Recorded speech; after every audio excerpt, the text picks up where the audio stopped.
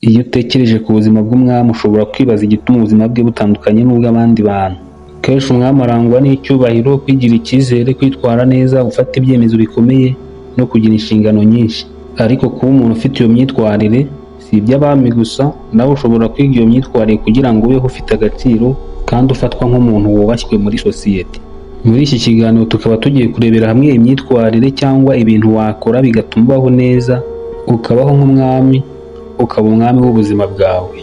Urakaza neza, yewe nk'ibisanzwe bategura nkanabagezaho nitwa Ernest. Nubona kino kiganiro kikugira akamaro wibuke ko wakora subscribe na like. Ikintu cya mbere cyatuma ubaho nk'umwami, ugomba kwiyubahisha mbere y'uko ushaka ko abantu bakubaha.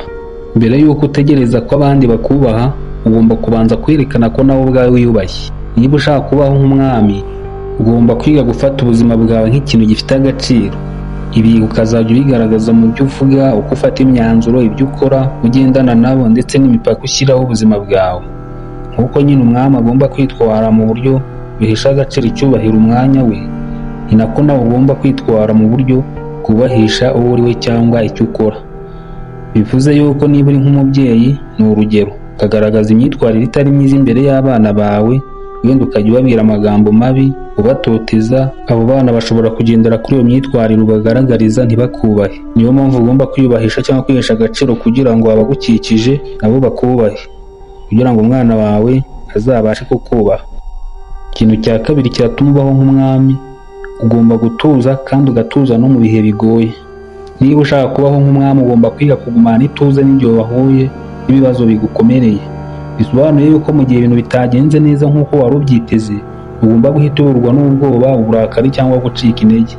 Niba uhuye n'ikibazo, tuvuge ko umuntu akubwiye nk'amagambo atari meza, akubwiye amagambo mabi, aragukomerekeje. Aho kugira ngo nawe umusubize andi mabi, ni ngombwa ko ubanza gutuza ugatekereza neza mbere y'uko umusubiza andi.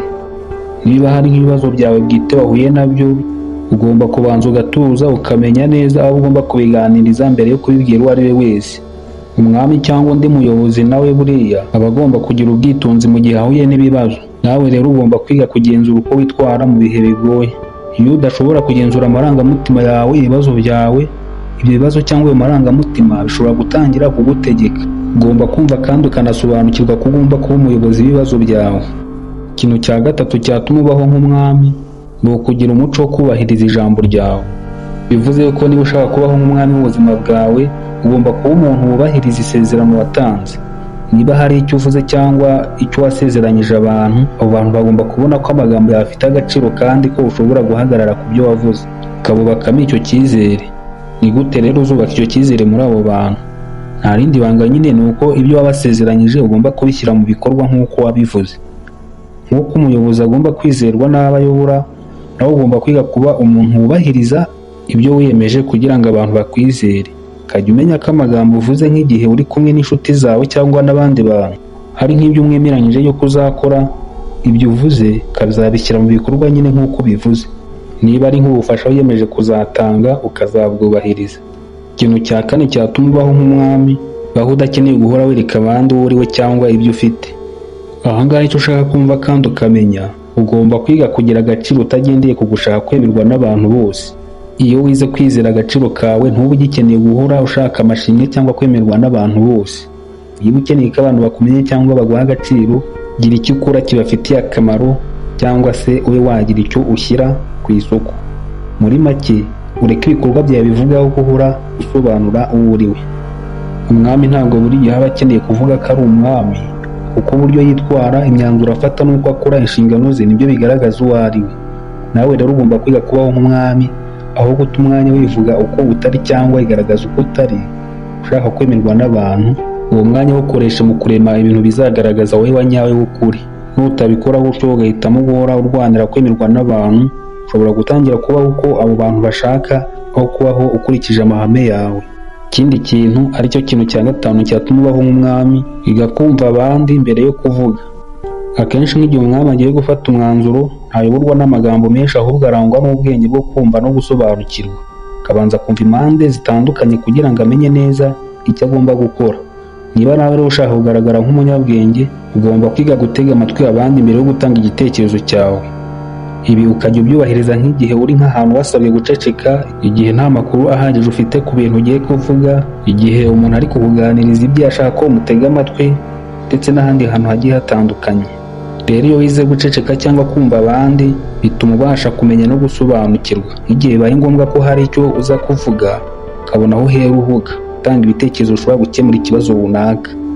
Ikintu cya gatandatu cyatuma ubaho nk'umwami: baho nk'umuntu uzasiga urwibutso. Aha bivuze yuko ibyo ukora, uburyo ufata abandi, ubumenyi usangiza abandi, imyitwarire yawe n'ibigwi wubaka mu bantu, ushobora gutuma abo bantu bazajya bahora bakwibuka na cya gihe uzaba utakiriho. Ujya wumva ko hari abami cyangwa n'abandi bantu bari bakomeye bakunda kwibuka mu mateka bitewe n'ibigwi, icyizere n'indangagaciro wubatse muri rubanda. Ibi rero nawe birakumvisha ko ugomba kubaho ufite indangagaciro, kandi izo ndangagaciro zawe zikajyana no gukora ibintu bifitiye akamaro sosiyete, aho guhora buri gihe urwana n'ibikugirira akamaro we ku giti cyawe cyangwa se urebana n'inyungu zawe bwite gusa. Umusaza w'umunyabwenge kandi wumva ko agomba kugirira akamaro sosiyete atera igiti kabone n'ubwo icyo giti kizatanga umusaruro nko mu myaka 20. Nubwo we aba abona ko byanze bikunze muri iyo myaka 20 icyo giti kizatangira umusaruro atazaba kiriho, ariko akagitera agamije kugira nk'umurage azasigira sosiyete. Nawe rero gira icyo uraga sosiyete izasigara ikwibukiraho. Tera igiti nubwo ubona ko utazagisaruraho, ariko nicyo kizatuma uzajya uhora uvugwa nk'ikintu cy'ingirakamaro wubatse muri sosiyete. Ikintu cya karindwi cyatuma ubaho nk'umwami, ari nacyo nasorezaho, ni ukurinda ibyo wagezeho cyangwa ibyo wubatse. Umwami aba afite inshingano zo kuyobora ubwami bwe, ntabwo areba gusa uko ubwami bwe butera imbere, ahubwo anatekereza uburyo ki yabushyiraho uburinzi kugira ngo budahungabanywa n'abashaka kubugirira nabi bashaka gusenya ibyo umwami yagezeho. Abazi ko ibintu byiza byasabye igihe cyo kubyubaka bigomba kurindwa kugira ngo bikomeze kubaho. Nawe rero mu buzima bwawe niba ushaka kubaho nk'umwami, ugomba kurinda ibintu by'ingenzi wubatse. Ibyo bishobora kuba izina ryawe, igihe cyawe, bizinesi yawe, akazi kawe, amahoro yawe, amafaranga yawe n'ibindi ushobora kuba waragezeho. Ushobora kumara imyaka wubaka ibintu, ushaka amafaranga, ariko iyo udashyizeho uburinzi, ayo mafaranga cyangwa ibyo bintu bishobora gusenyuka mu mwanya muto cyane. Kandi ikibazo ugasanga bamwe mu bo twihuza nabo cyangwa ingeso zimwe na zimwe tubamo mu buzima bwa buri munsi ari ituma ibyo twubatse bihita bisenyuka mu mwanya muto cyane. Niyo mpamvu ugomba kumenya abo wihuza nabo, ukirinda kwihuza n'abantu bashobora kukugambanira, ukaba wahomba nk'ikintu cy'ingenzi ku buzima bwawe wamaze imyaka n'imyaka uharanira. Ikindi ukamenya n'ibyo ugomba gukora bituma ukomeza gusigasira ibyo wubatse. Ibyo ubona bitajyana n'indangagaciro zawe ukabitera umugongo.